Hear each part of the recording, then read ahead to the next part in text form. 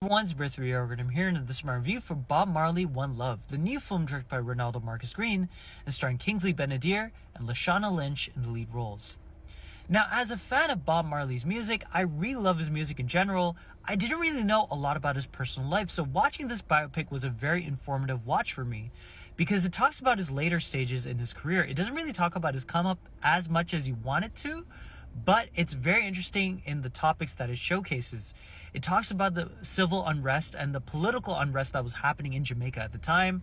Bob Marley going on tour and having, personal issues, having almost being assassinated in the early stages of the film, and his way of recouping from that, getting influences and getting inspiration for his later music, and how he was trying to bring peace and unity through his music and trying to bring Jamaica as a nation together.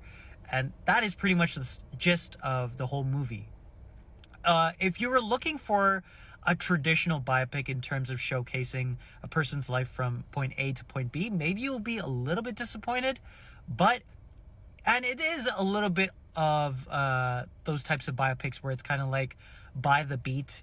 It kind of follows like similar structures in terms of the character goes through this thing, then the next thing, then the next thing, and then the next thing. But overall, I think that Bob Marley, One Love is still an enjoyable and very fascinating watch.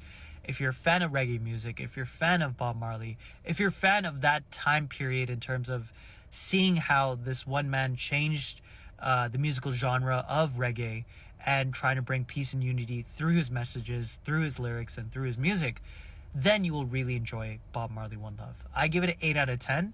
I kind of wished the ending was a little bit more extravagant, but that's my personal opinion. But I'd say that this is a very solid biopic. Please do watch it in theaters.